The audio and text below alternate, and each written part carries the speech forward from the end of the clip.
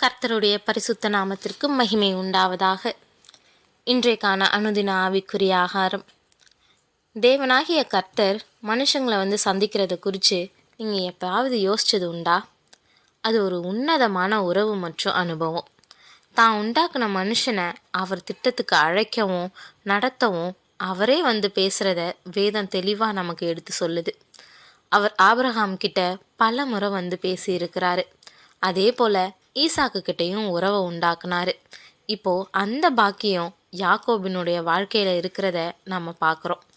பல வேளைகளில் மனுஷங்க தேவனுடைய உறவை மறந்து போகிறவங்களாகவும் அவங்களுடைய சொந்த அலுவல்களில் மூழ்கி போகிறவங்களாகவும் இருக்கும்போது தேவனே பேசுகிறத வழக்கமாக வச்சுருந்தாரு. உறவாடுறத அவர் தான் எப்பொழுதும் துவங்குறவராக இருப்பார். அவர் பேசுகிற போதெல்லாம் மனுஷனுக்கு வாழ்க்கையின் மதிப்புகள், ஒழுக்கங்கள், நித்தியத்தை பற்றின அறிவு, நம்பிக்கை மற்றும் பலவற்றை பற்றி கற்பிக்கிறவராக இருந்தார். மனுஷனால் சத்தியத்தை சுயமாக புரிஞ்சிக்க முடியாது.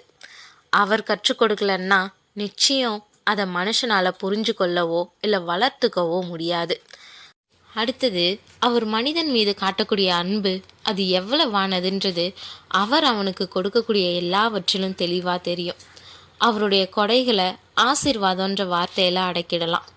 மூன்றாவதா, முற்பிதாக்களான ஆபிரகாம், ஈசாக்கு மற்றும் யாக்கோபு ஆகியோரின் வாழ்க்கையில் தேவனுடைய பாதுகாப்பு கரம் காணப்பட்டுச்சு. குறிப்பாக சரீர ரீதியான தீங்கு மற்றும் ஆபத்திலிருந்து அவங்கள பாதுகாத்தார். இப்படி கர்த்தராகிய தேவனுடைய பங்கின் இந்த பட்டியல் முழுமையானதில்லை. தேவன் மனிதனுடைய வாழ்க்கையில் ஆற்றிய வேற பல பங்குகளும் இருந்தது. அது பெரும்பாலும் மனிதனால் அறியப்படாதவ தான். தேவன் உருவாக்கிய இந்த உறவில் மனுஷனுக்கும் ஒரு சில பங்கு இருந்துச்சு. தேவன் கொடுக்கக்கூடிய அளவில்லா ஆசீர்வாதங்களை பெற்றுக்கொள்ளக்கூடிய மனுஷன் அவரை விசுவாசிக்கிறவனாகவும் இருக்கணும். அவரை தன்னுடைய சொந்த தேவனாக ஏற்றுக்கொள்ளணும். அவருக்கு நன்றி சொல்கிறவனா அவரை தொழுது கொள்ளணும். அவருடைய வார்த்தையை கேட்டு அவருக்கு கீழ்ப்படியணும். அவரை எப்பொழுதும் மறக்காமல் அவரோட நடக்கணும். கர்த்தர் பொதுவாக மனுஷனுடைய எல்லா விவகாரங்கள்லேயும் தலையிடுறதில்லை. மனுஷன் தன்னுடைய வாழ்க்கையை எப்படி ஒழுங்கமைக்க வேணுன்றதுக்கான திட்டவட்டமான வழிகாட்டுதலை அவர் கொடுத்துருக்கிறாரு. மனிதன் தன்னுடைய அனுதின செயல்பாடுகளை புத்திசாலித்தனமாக தேர்ந்தெடுத்தா அவன் வாழ்க்கை நல்லா இருக்கும். அவன் தவறாக தேர்வு செஞ்சால் அவனுடைய முடிவுகளின் விளைவுகளை அவன் தாங்கிறதுக்கு தயாராக இருக்கணும். இது நாம் மனசில் கொள்ள வேண்டிய முக்கியமான உண்மை. கர்த்தர் தலையிட்டு ஒவ்வொரு நாளும் இயற்கைக்கு அப்பாற்பட்ட செயல்களை செய்யணும்னு நாம் எதிர்பார்க்கக்கூடாது. அற்புதங்கள் பொதுவான நிகழ்வுகளாக மாறினா நம்மளுடைய வாழ்க்கை சாதாரணமாக இருக்காது. அதுக்காக எல்லா நேரங்கள்லேயும் கர்த்தர் தலையிடாமலேயே இருந்துடுறதில்ல. எப்பொழுதெல்லாம் பிரச்சனை எல்லாம் மீறி போகுதோ அப்போல்லாம் அவர் தலையிடுறாரு. இப்போது யாக்கோபினுடைய குடும்பத்தின் பிரச்சனை எல்லாம் மீறி போயிட்டுருக்குது. யாக்கோபு கர்த்தரை மறந்து சொந்த புத்தியில் நடந்து ஆபத்தான நிலையில் இருக்கிறான். அதனால் தேவன் யாக்கோபை நோக்கி, நீ எழுந்து பெத்தேலுக்கு போய் அங்கே குடியிருந்து நீ உன் சகோதரனாகிய ஏசாவின் முகத்திற்கு விலகி ஓடி போகிற போது உனக்கு தரிசனமான தேவனுக்கு அங்கே ஒரு பலிபீடத்தை உண்டாக்கு என்றார்னு ஆதியாகமம் 35:1 நாம் வாசிக்கிறோம். யாக்கோபு தானும் தன்னுடைய குடும்பமும் மிகப்பெரிய ஆபத்தில் இருக்கிறதா அறிஞ்சான். அவனுடைய மகன்களின் கொடூர செயல்கள் அவங்களுடைய இருப்புக்கே ஆபத்தை ஏற்படுத்துச்சு. தான் இருக்கக்கூடிய இடத்துல தங்க முடியாதுன்னு அவனுக்கு தெரியும்.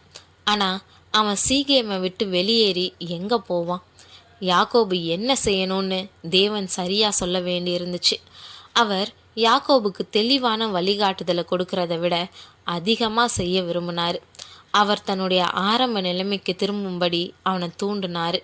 அவன் முதல்ல பெத்தேலில் தான் கர்த்தரை சந்தித்தான். அப்போதான் அவனுடைய ஆவிக்குரிய வாழ்க்கை ஆரம்பிச்சுது. ஒருவேளை பெத்தேலுக்கு திரும்புறது அவனுடைய ஆத்மாவுக்கு நன்மையாக இருக்கும். அங்கே போய் பலிபீடத்தை உண்டாக்க சொல்கிறாரு. ஆமாம், நிச்சயமாக அதுதான் மிகவும் அவசியமான காரியம். யாக்கோபு கர்த்தரை ஆராதிக்க ஒரு பலிபீடத்தை எழுப்பி பல காலம் ஆகுது. அவனுடைய பிரச்சனை தீர்க்கப்படுறதை விட மிக முக்கியமாக அவனுடைய ஆவிக்குரிய வாழ்க்கை புதுப்பிக்கப்படணும்னே கர்த்தர் விரும்புகிறாரு. பிரியமானவர்களே, நம்மளுடைய சொந்த வாழ்க்கையில் இன்றைக்கி கர்த்தருடனான உறவு எப்படி இருக்குது? குடும்பம், பிள்ளைங்க, வேலை, வருமானம், உறவுகள், அனுதின தேடல்கள்னு நம்ம மூழ்கி கிடக்கிறோமா? இது எல்லாம் நமக்கு கொடுக்கக்கூடிய தேவனை மறந்து இது எல்லாத்தையும் சம்பாதிக்க ஓடிட்டுருக்குறோம். அவரை மறந்து ஆவிக்குரிய உறவை பற்றி எந்த கவலையும் இல்லாமல் போய்கிட்டு இருக்கிறோம். யாக்கோபினுடைய குடும்பத்துக்கு வந்த நிலை தான் நம்மளுடைய குடும்பத்துக்கும் வருன்றதை நம்ம மறக்கக்கூடாது. கர்த்தர் இல்லாமல் நம்மளுடைய சொந்த புத்தியில் இல்லை பலத்தில் ஓடுறது நன்மையாக நமக்கு தெரியலாம். ஆனால் அது நம்மளை எப்பயும் பாதுகாக்காது. ஆனால் தேவன் அப்படி இல்லை. அவர் நம்மளை ஒருபோதும் கைவிடாதவர். அவர் அன்பு பூரணமானது. அவர் எல்லா நிலையிலும் நம்மளுடைய உறவை எதிர்பார்க்குறாரு. அதனால் இன்னைக்கே நம்மளுடைய பூர்வத்துக்கு திரும்புவோம். பெத்தேலுக்கு திரும்பி வந்து பழையபடி அவருடனான உறவை புதுப்பிப்போம். நம்மளை என்றைக்கும் நேசிக்கக்கூடிய தேவன் நம்மளுடைய பிரச்சனைகள்ல இருந்து விடுவித்து சரியான பாதையில் நடத்துவார்.